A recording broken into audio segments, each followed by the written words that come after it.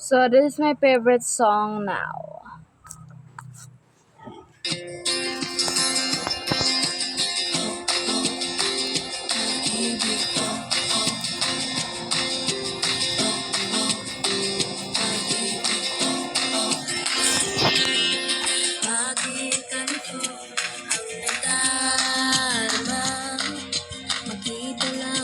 Tite! Tite! Look at me. Char. Bagong puto lang yung kahoy namin, guys. Like, new, new background.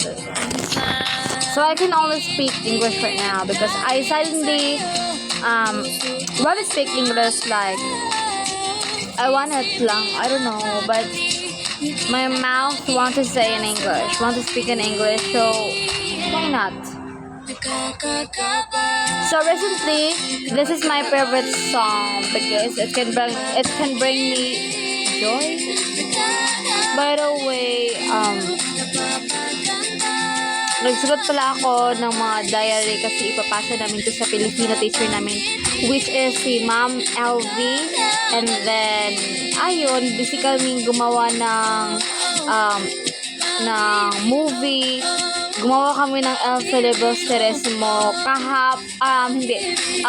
noong Bernes. Hindi kami pumasok ng paaralan kasi we were not we plan na we were going to Binasbas because doon kami mag-shoot ng El Filibusterismo because there's a scene that merong sapa or ilog doon. So, yun yung isipan namin kasi nung nag-no-limit ang hiri kami, doon din kami nag-shoot ng No Limit ang Hiri, which is ako si Maria Clara noon. Ang role ko doon is si Maria Clara. And ngayon sa El Filibusterismo, marami akong role, guys.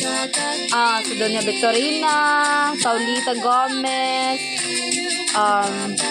Tauhan Juan, like that. Marami pa, Classy 1. Kahit kasi kulang kasi kami, guys. 16 lang kami sa isang row ng we were just 16 in our classroom. So our rule is everywhere, everything, because